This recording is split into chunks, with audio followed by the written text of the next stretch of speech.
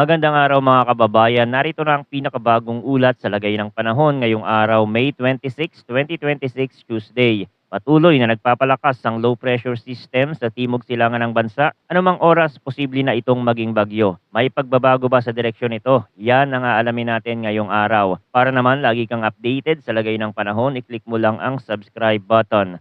Ngayong araw, ang pangunahing larawan ng panahon ay ang trough ng low pressure area na nakakaapekto sa silangang bahagi ng Mindanao. At kasabay nito ay may southwesterly wind flow na nagdadala ng mas makapal na ulap at ulan sa ilang bahagi ng kanlurang Mindanao at Palawan. Sa bandang Eastern Visayas, easterlies naman ang nagbibigay ng moisture kaya pwedeng magkaroon ng panakanakang rain showers o thunderstorm. Dito sa Metro Manila at sa natitirang bahagi ng bansa, mas nangingibabaw ang localized thunderstorms kaya ang ulan ay pwedeng biglaan at paisa-isa ang tama depende sa kung saan nabubuo ang ulap sa maghapon. Unahin natin ang mga lugar na nasa ilalim ng southwesterly wind flow. Para sa Zamboanga Peninsula, Barm, Soxargen, Lanao del Norte, Misamis Occidental at Palawan, inaasahan ang maulap na kalangitan na may scattered rains at thunderstorm. Dahil ang hangin ay galing southwest, mas nagdadala ito ng moisture at mas nagpapakapal ng ulap sa mga bahaging nakaharap sa daloy ng hangin. Ang ibig sabihin, pabalik-balik ang ulan sa maghapon at pwedeng may mga oras na mas lalakas ang buhos sa maikling panahon, lalo na kapag nagsabay ang makapal na ulap at thunderstorm development. Dahil ang ulan ay maaaring moderate hanggang paminsan-minsan ay heavy, posible ang flash floods at landslide sa mga lugar na mababa at madaling bahain at sa mga bahaging may dalisdis na madaling lumambot ang lupa kapag paulit-ulit na babasa. Sa Palawan, may mga oras na pwedeng mabilis dumilim ang langit at sumunod ang malakas na buhos sa iilang area tapos hihina ulit. Depende sa paggalaw ng ulap-ulan. Sa Zamboanga Peninsula at Barm, pwedeng magkaroon ng mas madalas na thunderstorm sa ilang oras kaya ang ulan ay pwedeng lumipat-lipat ng lakas sa bawat bayan o lungsod. Sa Soxargen, Lanao del Norte at Misamis Occidental, ganun din ang larawan, maulap, pabalik-balik na ulan at may mga pagkakataon na mas mabigat ang buhos sa isang lugar habang mas magaan sa katabi. Para naman sa natitirang bahagi ng Mindanao, inaasahan pa rin ang maulap na kalangitan na may scattered rains at thunderstorm at ang pangunahing dahilan dito ay ang trough ng low pressure area. Kapag trough ang driver, mas nagiging organisado ang linya ng ulap-ulan sa ilang oras kaya mas mataas ang tsansa ng mas madalas na buhos kumpara sa purely localized thunderstorm lang. Sa ganitong setup, pwedeng may mga period na tuloy-tuloy ang ulan sa ilang lugar tapos hihina tapos babalik ulit dahil moderate hanggang paminsan-minsan ay heavy ang ulan. Posible magkaroon ng flash floods at landslide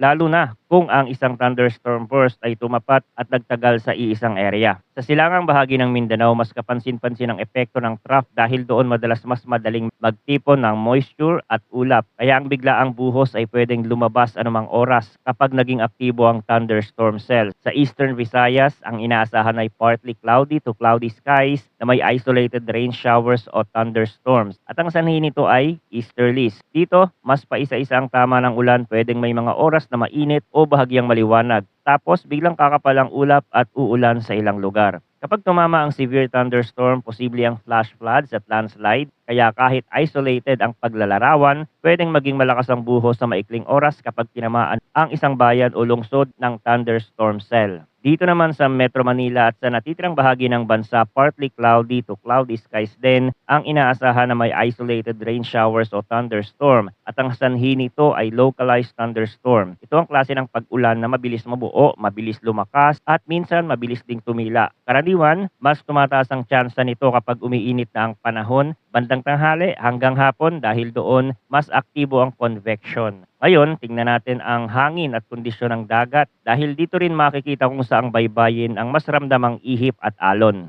Para sa Palawan, light to moderate ang hangin na mula southwest to west. Ang coastal waters ay slight to moderate na may taas ng alon mula 0.6 hanggang 1.5 meters. Ibig sabihin sa mga baybaying nakaharap sa direksyon ng ihip, pwedeng mas ramdam ang tuloy-tuloy na alon, lalo na sa open waters. Para sa Mindanao, light to moderate ang hangin na mula northwest to west at ang coastal waters ay slight to moderate din, 0.6 hanggang 1.5 meters. Sa ganitong direksyon, may mga baybaying mas exposed sa northwest northwest to west flow kaya pwedeng mas magalaw ang dagat sa ilang seaboards kumpara sa mga mas sheltered na bahagi. Para sa natitirang bahagi ng Luzon, light to moderate ang hangin na mula southeast to southwest at ang coastal waters ay slight to moderate 0.6 hanggang 1.5 meters. Dito mas babago-bago ang direksyon sa loob ng saklaw kaya pwedeng mag-ibang pakiramdam ng ihip at alon depende sa oras at sa lokasyon ng baybayin. Para sa Visayas, light to moderate din ang hangin na mula east to northeast at ang coastal waters ay slight to moderate 0.6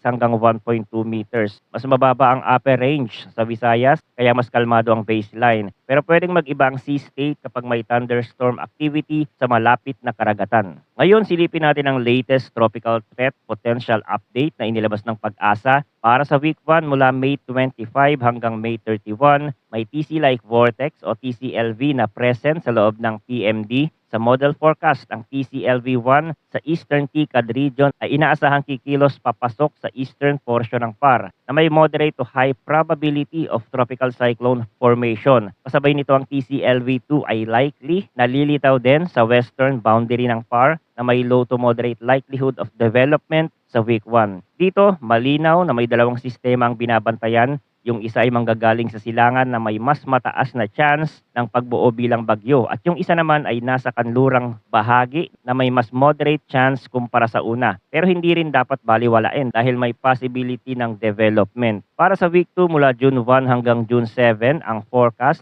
ay nagsasabing ang TCLV-1 ay likely magre-recurve patungo sa southern Japan na may moderate to high chance of tropical cyclone formation. Ibig sabihin, kahit lalakas ito, mas nangingibabaw ang senaryo na aakyat at lilihes pahilaga habang nasa karagatan imbes na tumawid sa kalupaan. Sa parehong window, ang TCLV-2 naman ay kikilos patungo sa northwestern Luzon hanggang Taiwan area na may low to moderate likelihood of development sa week 2. Ito yung senaryo na mas sensitibo para sa hilagang bahagi dahil ang ruta ay mas malapit sa Northern Luzon Corridor kahit low to moderate pa rin ang development likelihood sa kasalukuyang paglalarawan. Sa mas malawak na interpretasyon dahil nagkakasundo na nga ang karamihan sa mga weather model na itong dalawang sistema ay magiging bagyo sa mga susunod na araw. Unang sistema yung manggagaling sa silangan bagamat hindi nakikitang tatama sa bansa ay nagpapakita ng lakas at posibleng lumampas pa sa typhoon category. Ang kahalagahan nito kahit hindi maglandfall, kapag malakas ang bagyo at umakyat pahilaga sa Philippine Sea, pwede nitong palakasin ang southwest monsoon at kapag mas lumakas ang southwest monsoon, pwedeng dumami ang moisture at tumaas ang chance ng mas malalawak na pag-ulan sa malaking bahagi ng bansa, lalo na sa mga lugar na sensitibo sa habagat setup. Ang ikalawang sistema naman, yung manggagaling sa kanluran, ay may mataas na posibilidad sa kasalukuyang forecast na tumawid sa Northern Luzon o Central Luzon kapag ang track ay mas malapit sa hilaga at kung magde-develop ito ng mas organisado, pwedeng makaapekto ito sa hangin, ulap at ulan sa hilagang bahagi o gitnang bahagi ng bansa at pwedeng magbago ang kondisyon ng dagat sa mga baybaying nakaharap sa ruta ng sistema. Manatiling nakatutok sa mga susunod na updates dito sa ating channel para sa pinakabagong impormasyon. Maraming salamat sa inyong panonood at mag-ingat po tayong lahat.